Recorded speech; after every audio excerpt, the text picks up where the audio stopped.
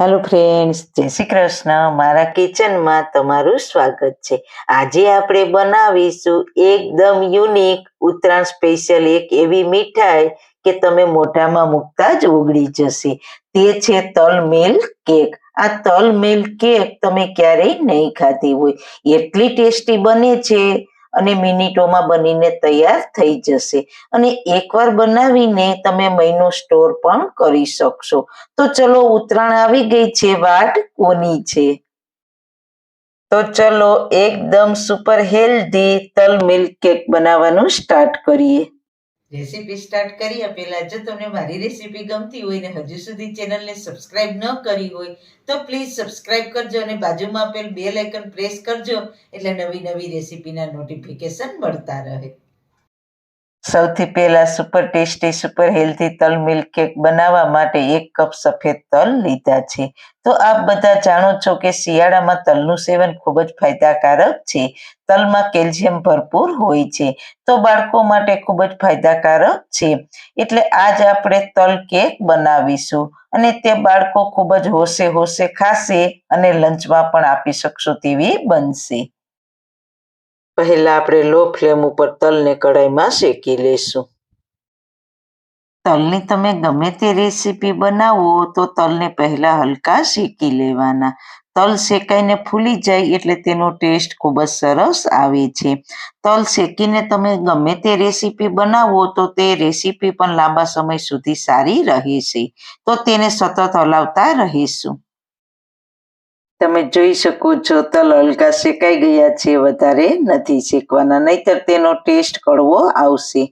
તો તલ હલકા શેકાઈને ફૂલી ગયા છે, તો ગેસની ફ્લેમ બંધ કરી દેશું. તેને પ્લેટમાં ટ્રાન્સફર કરીને ઠંડા થવા દેશું. તો તલ ઠંડા થઈ ગયા છે, તો તેને મિક્સર જારમાં લેશું અને તેનો દરદરો પાવડર તૈયાર કરી લેશું. બિલકુલ ફાઇન પાવડર નથી કરવાનો, દરદરો પાવડર કરીશું એટલે કેકમાં એકદમ સરસ ટેક્સચર અને ટેસ્ટ આવશે. તો મિક્સરને ચાલુ બંધ કરીને દરદરો પાવડર તૈયાર કરી લઈશું. તો આ જોઈ શકો છો, મેં હલકો દરદરો પાવડર તૈયાર કરી લીધો છે. તો છે ને બાકી પરફેક્ટ પાવડર. હવે કઢાઈમાં 2 ચમચી ઘી લેશું, વધારે ઘીની જરૂર નથી. ઘી ગરમ થાય એટલે આપણે તલનો પાવડર તૈયાર કર્યો છે તે પાવડર નાખીને ગેસની લો ફ્લેમ ઉપર ઘીમાં તલના પાવડરને શેકી લેશું.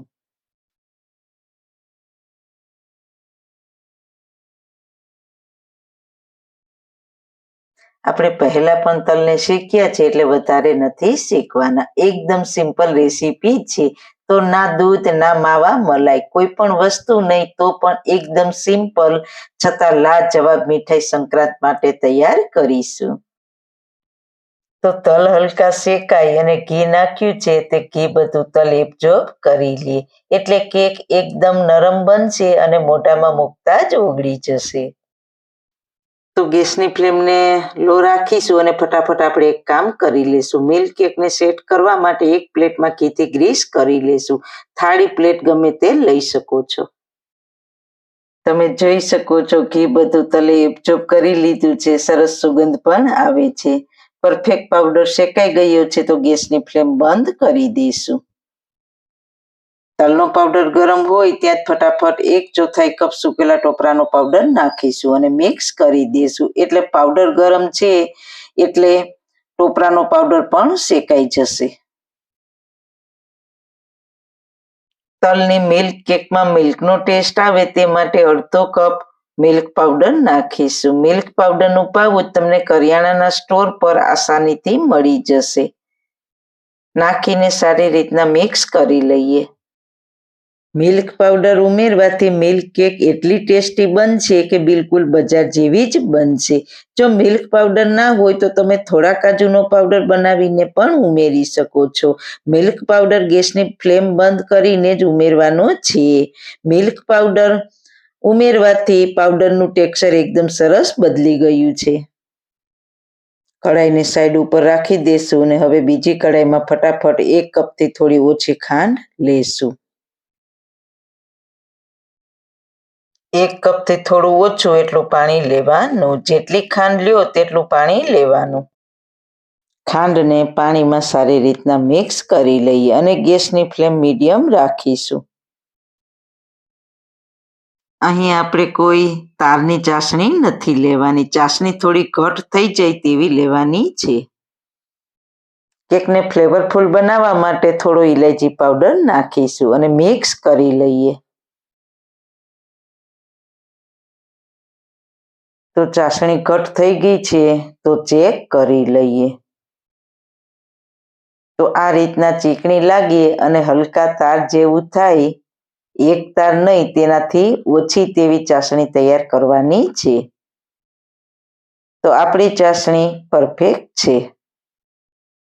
હવે ગેસની ફ્લેમ બંધ કરીને શેકેલા તલના પાવડરમાં થોડી થોડી ચાસણી નાખતા જઈશું અને મિક્સ કરતા જઈશું.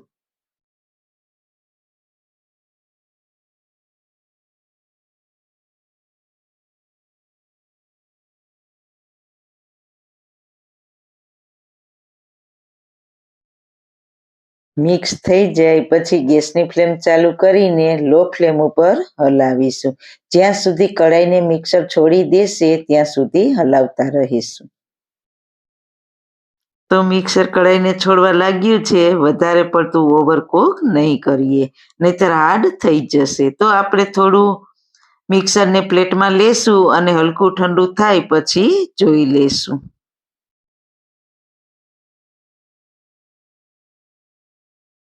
આ રીતના ગોળી જેવું બની જાય છે. આંગળીને બિલકુલ ચોટતું નથી.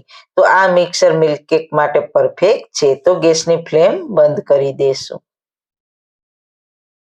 અને ફટાફટ મિક્સરને ગ્રીસ કરેલી થાળીમાં પાથરી દઈશું.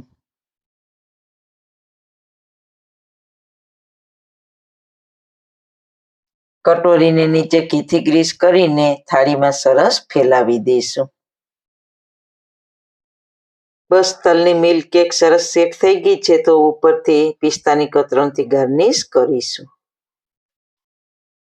પિસ્તાની કતરણને કટોરીથી આ રીતના પ્રેસ કરી દઈશું. હવે મિલ્કકેકને ઠંડી થવા દેશું.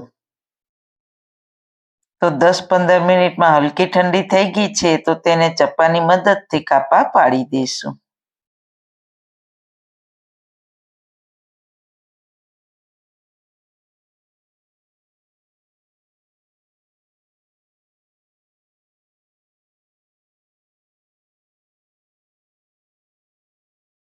તો હું કેક જેવો શેપ આપું છું. તમે તમારી ચોઈસ પ્રમાણે શેપ આપી શકો છો. ચોઈસ મિત્રો તમારી પાસે છે. તો જુઓ, એકદમ કેક જેવો શેપ આપીને કટ કરી લીધી છે. કેટલી સુંદર લાગે છે. તો તેને હજી ઠંડી થવા દેશું. 20 મિનિટમાં આપણી તલ મિલ્કકેક પરફેક્ટ ઠંડી થઈ ગઈ છે. તો તમને કાઢીને બતાવું.